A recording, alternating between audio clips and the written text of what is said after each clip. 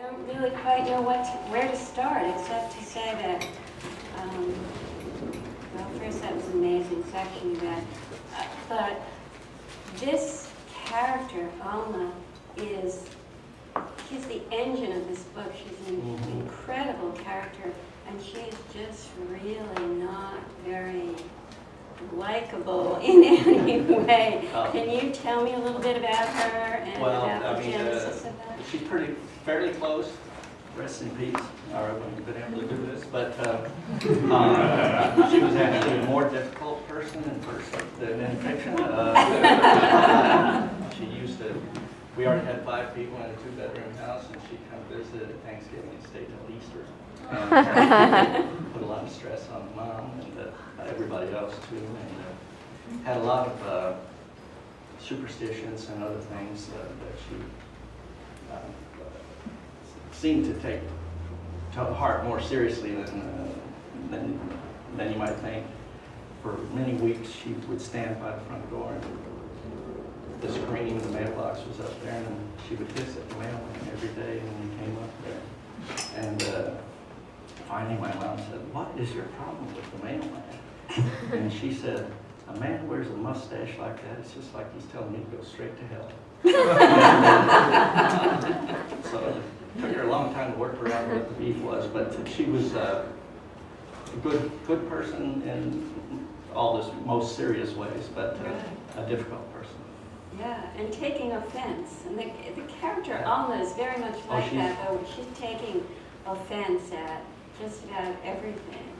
And to a certain extent, she was close to like the caricature of hill culture, that is.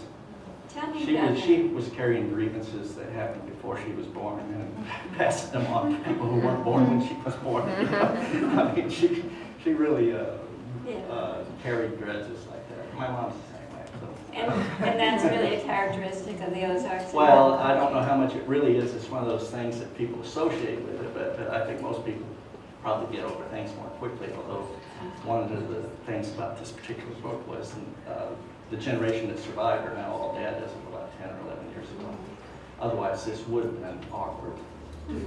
Yeah, I'm guessing. A lot of relatives of people who died in it are still there. Yeah. You know, last spring there was a lot of talk on blogs and in the news about, I think a lot of it came about because of that Clara Massoud book that came out that had a kind of an unlikable character, and there was a lot of talk about, can a novelist write a book with a character that's not likable, and is that a good thing or a bad thing, which is kind of a silly argument. But I'm more interested in what the kind of challenges are of putting someone like that at the center of a book. Do you worry about it? Did you worry about losing the reader, or? No, not. That's not what I worry about. A lot of stuff, but not that. I've always kind of tended to focus on people you probably wouldn't immediately feel any regard for, or you wouldn't think you'd be attracted to them.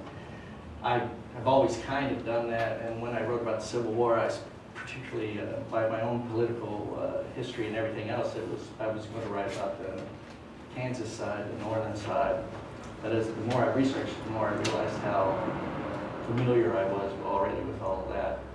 And it was the southern side that caused me to stretch and have to try to understand more thoroughly, and I felt more attracted to that. I think it may sometimes be misunderstood, but I said, okay, I don't understand every motivation of them, and I wanted to really wallow in that.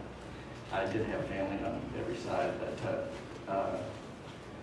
so Alma was just one more, and I kind of like her myself, so she is difficult and all that, but you know, she's not a glass of water, so there's some edges there. Yeah. Oh, and another thing that's so interesting about the book is the relationship between these two sisters and their whole sense of where their power comes from and where they are in that kind of very contained, very structured, very, to me as a reader, oppressive community where the lines between levels of society seem so clearly drawn.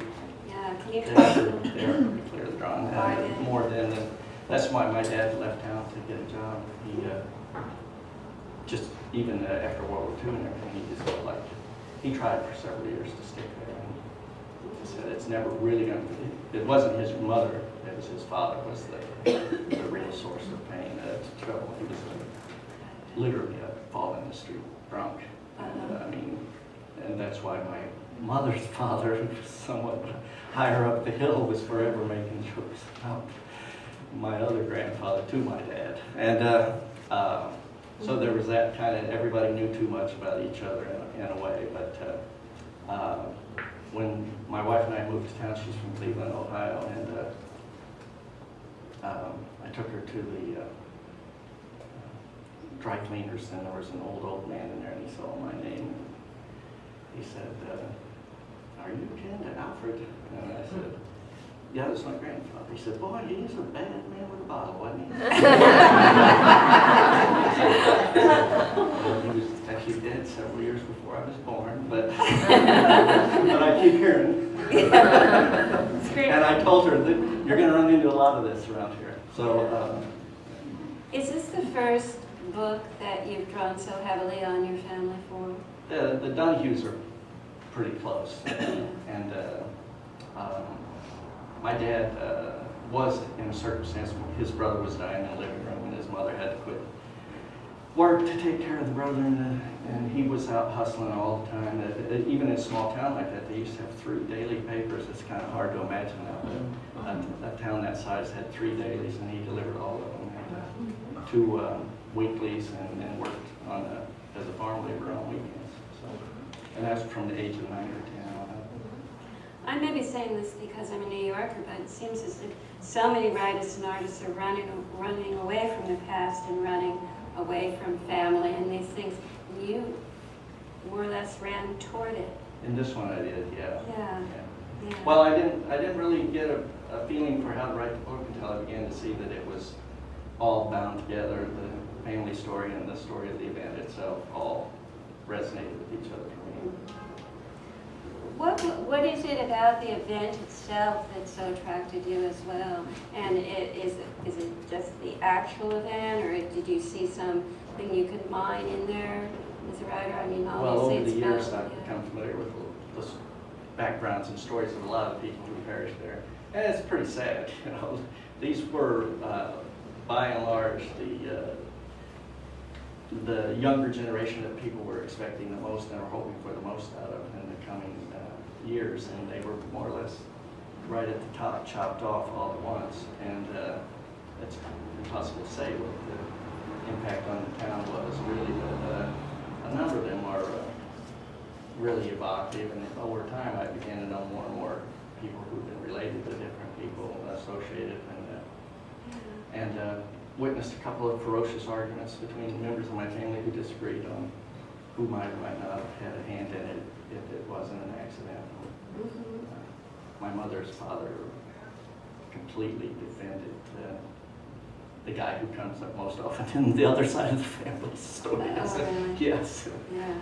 It turned out he got just as in the book, he got a bank loan every spring from the guy. Oh, really? Yes. Oh, that's Yeah. interesting. If you haven't read the book, that's a really important thing.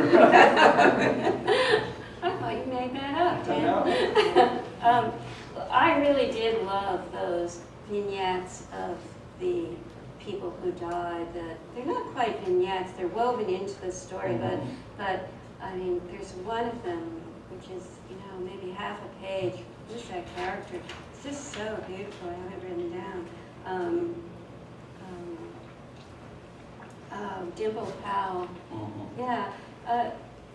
And we talked upstairs a little bit about the decision process you had to go through as a writer to decide about that kind of economy in telling their stories. Can you tell people a little bit about well, that? the original version, I was including these little biographical sketches of some of the people who would die at the dance, but they were running into quite a few pages, and that really didn't work. It wobbled all over the place, and was a sidebar, and I quit writing the book for quite a while and put it away. Thought it had beaten me, I couldn't figure it out, and then I decided to streamline it and just tell what the Maid thought, because originally I was trying to tell what everybody thought.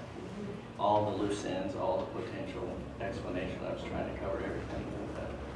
Because there are some explanations that aren't sinister, just horrible, accidental things that I was trying to cover everything. It's an amazing title. I actually, when I got the galley, I got it that morning. I started to read it, and then I went to a lunch with two well-known editors here in New York, not at your publisher, and they asked me what I was reading, and I said I'm reading something called the Maid's version, and they both just about fell off their chairs and said, "What a title! That's the best title ever! What a great, great title!" Was that the original title? Is it your title? Oh, I think it had a few others earlier on, and then I began to try to focus on her story, and then it became clear that that would be the title. But I think I tried out several others. I usually do, but. Yeah. You want to tell us any of them? No. Probably not, right? Yeah. Some of the you do have those Florida days where your titles are really reaching into. Yeah. I had some of those. You did. Yeah. You'll tell me No. later. So, I guess the question I have is about an initial categorization of your work, which you didn't seem to move very far beyond, but seemed kind of still at ease with it, which was early on you were considered a crime fiction writer. Can you talk a little bit about that, about your reaction to being identified with a genre, and how you feel about that? Well, initially I didn't realize that once you were identified it was going to be this big bugaboo. I thought that that you could write a Bayou trilogy, and then if you wrote something that was something else, that it would be recognized as something else. And so for a long time, my main complaint was just that some of the other books I didn't think belonged to be seen through that same window, and it was a source of some frustration for a while. But I think after this one, I might go and write just a gut bucket noir. Well, the really interesting thing, this is cannot be categorized in any way as crime fiction, but it has, at the same time, you're mining very deep in the language. There's also incredible forward momentum in this book, and a sense of, for the reader, of really wanting to solve it, to find it out, to dig deeper, in the kind of way that the crime fiction has that kind of incredible momentum. So do you think you brought some of... Yes, I always, I loved a lot of, still do, I mean, Hannah Kane Chandler, Horace McCoy, Jim Thompson, all of those names. And especially, well, all of them, but like Kane or someone like that, or Hannah, they really make you, if they can keep you in for the first paragraph, they figure you're not leaving. And they really push that, and Kane is the same way, really strongly. And I always didn't see any reason to repudiate that, you know. It always appealed to me as a reader and appealed to me as a writer. Are there the writers that you feel have had most influence on your work, or are there other writers that you feel that you just... There are a lot of other writers, most of whom you'd probably guess. I mean, you know, Faulkner, Hemingway, etc. All of those had their day. I really like Marquez, and I don't know that there's an influence there, but I also like reading it. But I like reading all kinds of stuff. But certainly when I went high school dropout and everything, you know, and I managed to fudge my way through with a GED, and then I got a community college degree, which was not that hard to get, which meant that the university had to give me a trial, and so I went general studies, so I didn't have to take any math or anything, because I would have to take 2 years of remedial work to get up to speed to take it. So I kind of ran around Robin and just went to lit courses and things like that. And so in terms of my orientation to the world and everything, crime fiction looks like a really good doorway, and that is, ever since I was a teenager, I used to just keep a stack of card rounds and everything next to the bed, and I just went through them. You mentioned Marcus, I'm really curious, is there a particular book of his you liked? Yeah, I don't want to say it because I'm getting ready to rip it off, but it has a death foretold in the title. Right. But no, he's one, and I stumbled on other writers. I had Kevin Berry, this Irish guy. I just started reading him. He's good. He's really good. But there are a lot of them out there. You don't teach though, huh? No. No desire to do so? I'm stupider than that. The romance of being a writer to me didn't have anything to do with teaching. You know, I went to Iowa. I honestly went there to learn how to write. I didn't realize you're supposed to get in line for the teaching position. I just really didn't even think like that. So I kind of wanted the challenge of being a freelancer all the way. Did you learn to write now? I had already been trying a long time, quite a few years before I got there, but it did accelerate because of the environment of all the other students and everything, not so much. I know it varies depending on who the faculty is because they have a rotating faculty, but there weren't craft seminars and stuff. It was basically, I like this story, I don't like this story. But in the conversations with fellow students, I learned a lot because they came from all over and had favorite writers that I might not have heard of and so forth. So I'm going to open up to your questions. I just have two more for you. One is your books seem to be filmic. You've had a couple films made in your books. Do you just stay clear of that experience, or do you get involved at all, or what is that like for you? Well, I don't get involved in the negotiation. I'll be told what what the offer is and who's interested in making it. And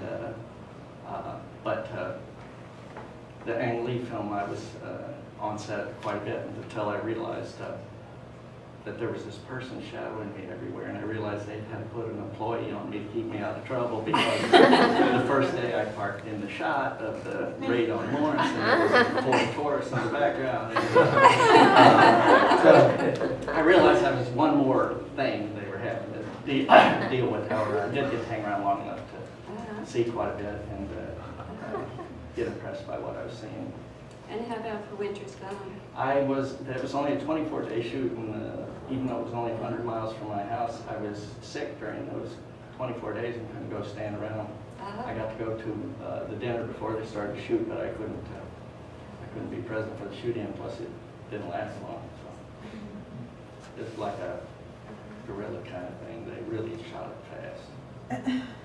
And then, before I open the questions, one last. Do you think, maybe this is like asking Faulkner if he'll ever leave the South, but do you ever think of leaving the Ozarks or leaving that kind of subject matter beyond? A couple times a week, at least. A couple times a week? No, I talk about it all the time, but then I'll start having some other thing come to me, and it's, it's there again. You have to write that. Yeah. There are a lot of interesting little nooks and crannies of history in the region. The Woodrell side of my family ended up in the Confederacy, but they lived in Izard County, Arkansas, which was the center of the Peace Society. Most people have never heard of it, but they tried to be neutral during the war, and you tied a yellow rag in your front yard to signal to the other ones that you were a Peace Society person. They eventually were ratted out, and the Confederacy came and said, according to legend, they said you can pick your tree to be hung from, or you can line up in the Confederacy. And then when they got to the first battle, the unit they'd been put in, the commander allegedly gave a speech saying, I'm putting the yellow rag boys in front. If they turn around, kill them. If they run, kill them. If they won't charge, kill them. So they sort of, those kinds of little footnotes of history that I find, I didn't even really know that much about that until recent years, but I find that to be. Seems like you have a lot of material in that region, yeah. I'm going to open it up to questions, so yeah. But it's a technical question about process. So in your reading, you slipped into telling details about the people coming to the dance, which not even Alma in her most vivid description I could have described, and not even Alec, who's the protagonist or the narrator, could have really known about the dirty bib overalls and the pocket hankies. So when you get to a section like that, which of course, as when I was reading it, I totally accepted it. Do you, are you conscious of that you're doing that? Or do you just, is it natural for you to slip into that? See, if you never explain it, you can get away with it. But that was kind of like, you know, I know what the Saturdays were like there. I've seen a million photos, and I can vaguely recall what Saturdays on the Square were like because it was, had died down greatly by the time I was a kid, but it was still present. It was still the center of the town. So I had a sense of how it felt and looked and everything, and I can remember how long it took to get around the square because you saw everybody you knew and they had to stop and talk. And, so I had that sense, and then to me, Alec seemed clearly to have filled in any gaps over the years within his own thoughts about the whole thing, and I just figured that would be understood, kind of, that you would fill in the gaps in your own thought. Other questions? Yeah. Well, I'm really intrigued by how you presented this as something that actually happened in your families or your family members, yet you've written a novel, and I'm wondering how you came to decide that you were writing fiction and not, say, memoir or something. Yeah, it was.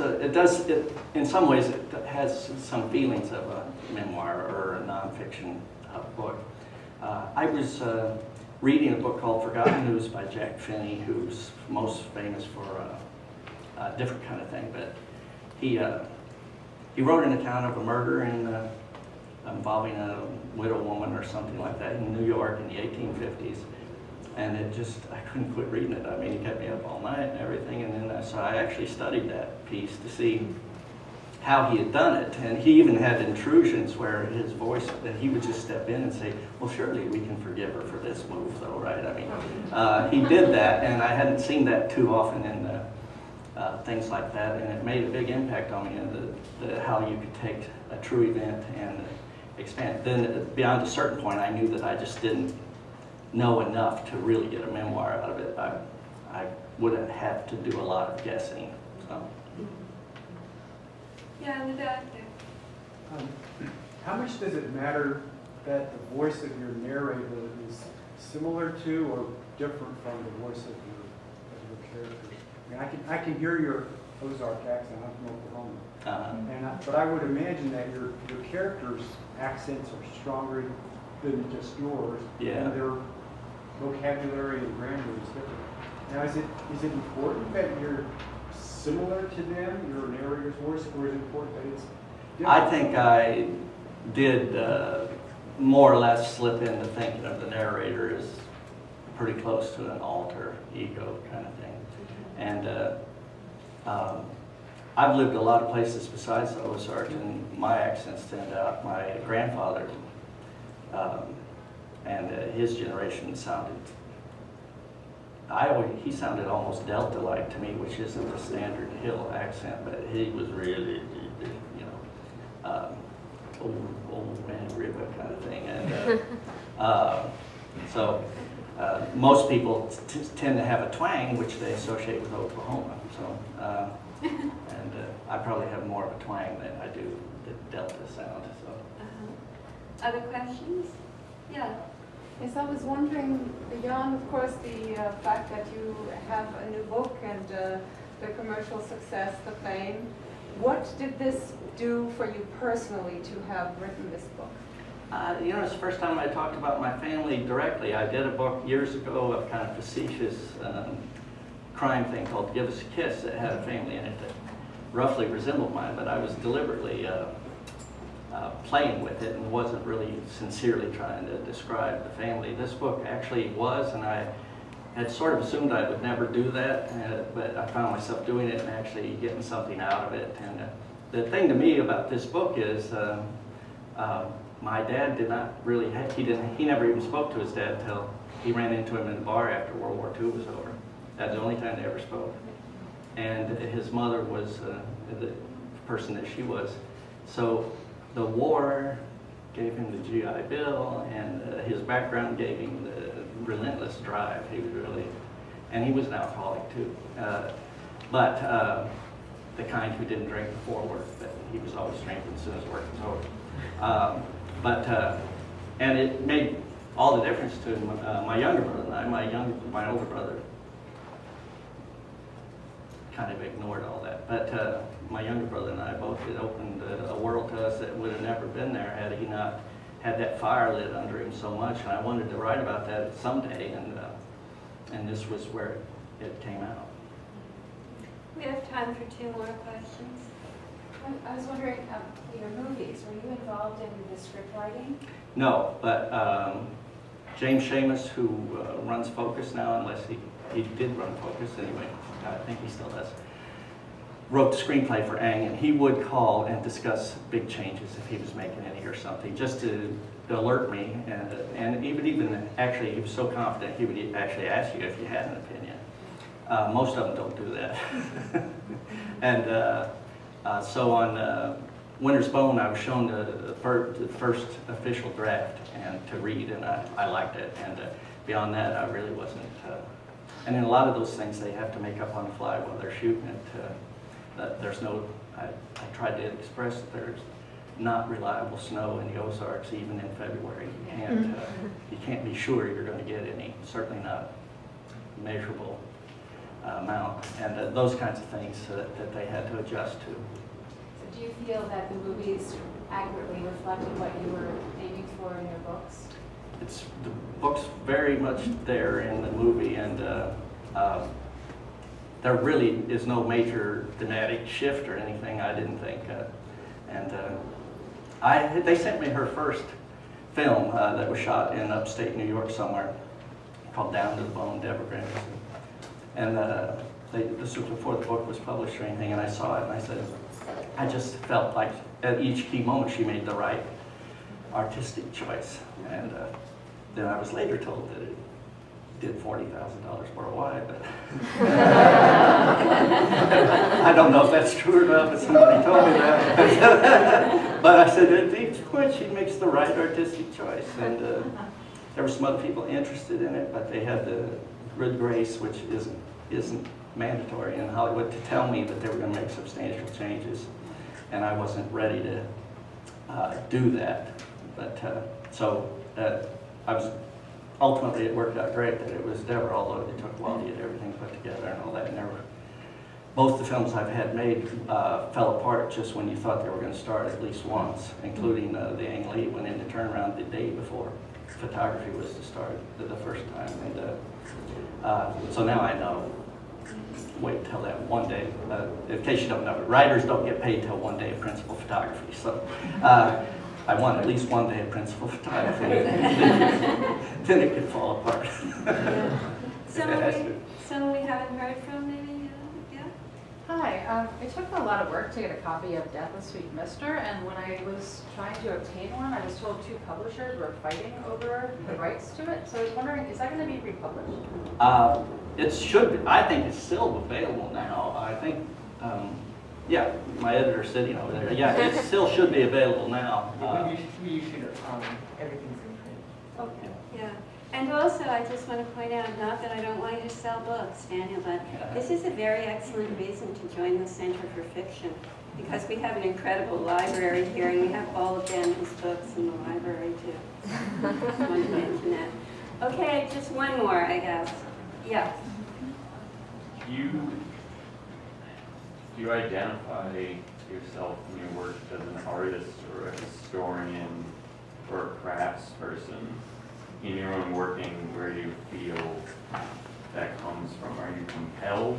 Are you driven by the sort of natural historianship of all the people you've met, like your grandmother? Initially, the early books were more somewhere for all my hostility to go, and some of them are pretty aggressive books and very much wanting to thumb their nose and attack a lot. And eventually, that kind of wore out, and life moved on. And So it has evolved over time. I would have thrown a rock at someone if they'd have said artist.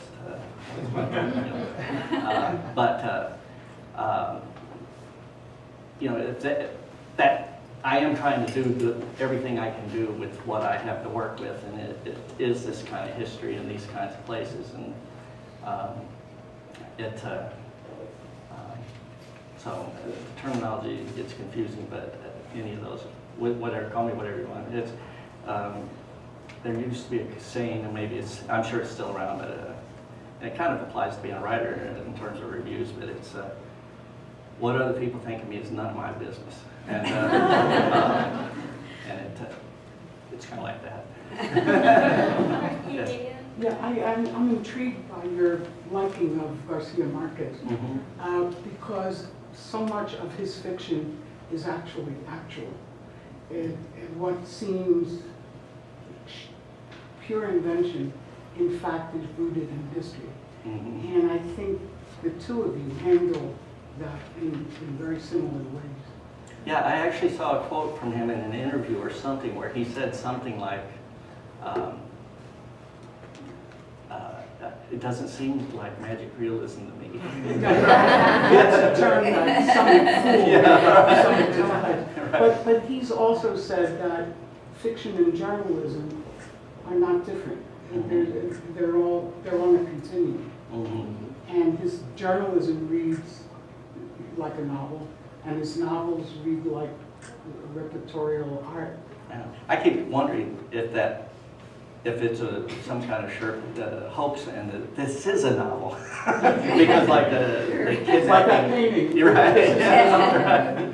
Exactly. Okay, well, thank you very much. There's wine in the back. There are books for sale. Daniel will sign the books for you, and you'll have a chance to speak with him more. So thank you all so